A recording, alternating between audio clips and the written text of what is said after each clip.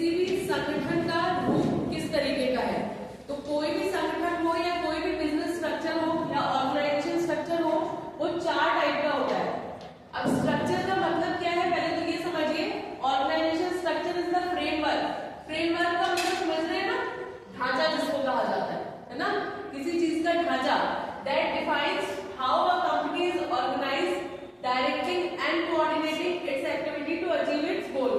ये आपका जो ढांचा बना हुआ है, फ्रेमवर्क बना हुआ है कंपनी का, वो किस तरीके का बना हुआ है, किस तरीके से ऑर्गेनाइज्ड है कि उसके अंदर जितनी भी डायरेक्शन हो रही है और कोऑर्डिनेशन हो रही है सारी एक्टिविटीज की, वो रिप्रेजेंट करता है एक ऑर्गेनाइजेशन स्ट्रक्चर को।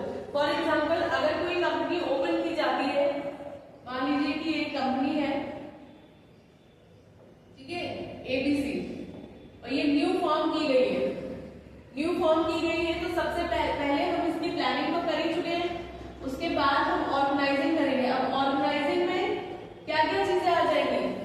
सबसे पहले तो इस कंपनी को रन करने के लिए क्या क्या रिसोर्सेज हमें चाहिए, वो सारे हम ऑर्गेनाइजिंग में लेकर आते हैं। रिसोर्सेज में आपका आ जाता है कैपिटल हमें चाहिए, फर्नीचर हमें चाहिए, फिर एम्प्लॉयज हमें कितने चाहिए, ये सारी चीजें हम ऑर्गेनाइजिंग में रखते हैं।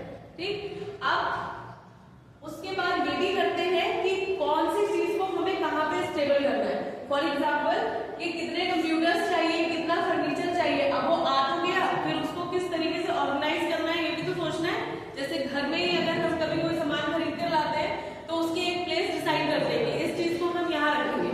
तो वैसे ही किसी बिजनेस में ऑर्गेनाइजेशन स्ट्रक्चर इसी को कहा जाता है कि जो भी रिसोर्सेज है या जो भी एक्टिविटीज परफॉर्म हो रही है आपकी कंपनी में, वो किस तरीके से परफॉर्म करनी है और कहाँ पर किसको उसे परफॉर्म करना है।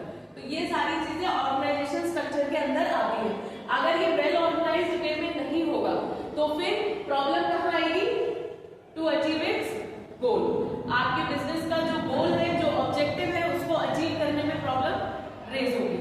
रेज मतलब प्रॉब्लम रेज, आप गोल को अचीव करेंगे, लेकिन वही है कि जो चीज हमें 1 साल में अचीव करनी थी, वो चीज हम 5 साल में अचीव कर पाएंगे। It will take time. Next, कितने टाइप का होता है ऑर्गेनाइजेशन स्ट्रक्चर, क्योंकि हर एक बिजनेस ऑर्गेनाइजेशन का फॉर्म अलग होगा, तो जरूरी नहीं है कि सब जगह एक जैसा स्ट्रक्चर फॉलो हो, इसीलिए उसके कुछ टाइप्स डिवाइड कर दिए गए। तो जो सबसे पहला है वो है line organisation. Line organisation, line का मतलब समझते हैं ना, लाइन कैसी होती है, स्ट्रेट, है ना। स्ट्रेट का मतलब ही है कि फ्रॉम टॉप टू बॉटम। जो स्ट्रक्चर इस तरीके से चलता है from top to bottom, upper level से लेके लोअर लेवल तक जो स्ट्रक्चर स्ट्रेट चल रहा है, उसे हम कहते हैं लाइन ऑर्गेनाइजेशन। ये जो डायग्राम बनाया है, ये डायग्राम एक तरीके का एग्जाम्पल है कि एक बिजनेस ऑर्गेनाइजेशन में कौन कौन सी पोस्ट होती है जिस पर लोग बैठे रहते हैं और वो किस तरीके से अपना काम करते हैं या अपने जूनियर से करवाते हैं। तो ये डायग्राम बनाने का मतलब ये है कि आपको इस डायग्राम से ये समझना है कि ये जो लाइन ऑर्गेनाइजेशन है, ये किस तरीके से रन करती है। हर एक बिजनेस ऑर्गेनाइजेशन में डिसिप्लिन मेंटेन होता है, चाहे वो कोई भी टाइप हो, चारों में, ठीक है। अनुशासन सब जगह जरूरी है। तो अनुशासन ऐसे ही है कि अगर मान लीजिए ये चीज टॉप से बॉटम ना फॉलो होकर और बीच बीच में लोग इसमें से आए, है ना, बीच में से जाके सीधा उठ के सीधा यहाँ चला जाए, ये यहाँ आ जाए और बीच वालों को गायब कर दे, तो फिर क्या होगा, डिसिप्लिन मेंटेन नहीं हो पाएगा। इसी को कहा जाता है हायरार्की। एक और वर्ड होता है हायरार्की, जिसको कहते हैं कि कितना भी हो जाएगा, टॉप लेवल का जो बंदा होगा वो डायरेक्ट आके बॉटम लेवल पर बात नहीं करता है। बीच में इतने लोग बिठा रखे हैं, जैसे ये जो बने हुए हैं, दिख रहे हैं आपको, ये सब इसीलिए है कि ऊपर की बात नीचे तक पहुंचाने के लिए ये लोग हैं और इनकी बात पहुंचाने के लिए ऊपर ये लोग हैं। ये मीडियम है, ठीक है।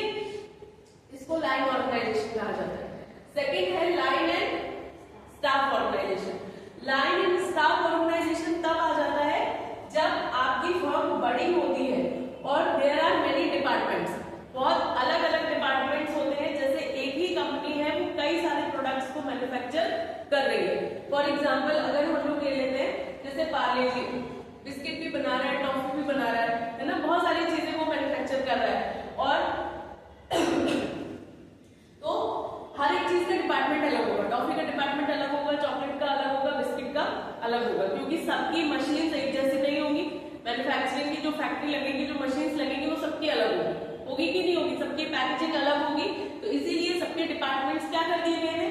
अलग बना दिए गए हैं, ताकि काम करने में कोई प्रॉब्लम ना हो। जो भी रिसोर्सेज हैं, जिस जगह पे जिस रिसोर्स की जरूरत है वो आसानी से अवेलेबल कराया जा सके। अगर सबको एक साथ मर्ज कर दिया जाएगा तो क्या होगा? हौच-पौच हो जाएगा, कोई चीज किसी को समझ में नहीं आएगी और फिर गड़बड़ होगा और वहां पे सबसे ज्यादा क्या खर्च होगा? पैसा। कॉस्ट उतनी ही बढ़ जाएगी और रिसोर्सेज का वेस्टेज भी होगा। तो वो चीज नहीं होनी चाहिए, इसीलिए ये लाइन और स्टाफ ऑर्गेनाइजेशन बनाया गया है, ताकि डिपार्टमेंट वाइज चीजों को डिस्ट्रीब्यूट कर दिया जाए। हर एक डिपार्टमेंट का हेड अलग बना दिया जाए। और एक और चीज, जो जिस चीज में स्पेशलाइज्ड हो, जो प्रोडक्शन पढ़कर आ रहा है कि कैसे प्रोडक्शन होना है, तो उसको प्रोडक्शन के ही डिपार्टमेंट में डाला जाए।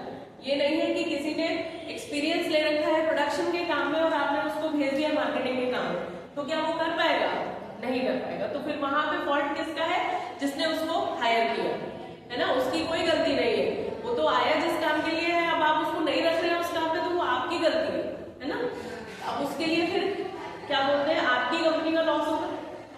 तो ये सारी चीजें, इसीलिए लाइन एंड स्टाफ ऑर्गेनाइजेशन बनाए गए। अब नेक्स्ट है third, functional organisation. Functional organisation का मतलब समझ रहे हैं? What is functional organisation?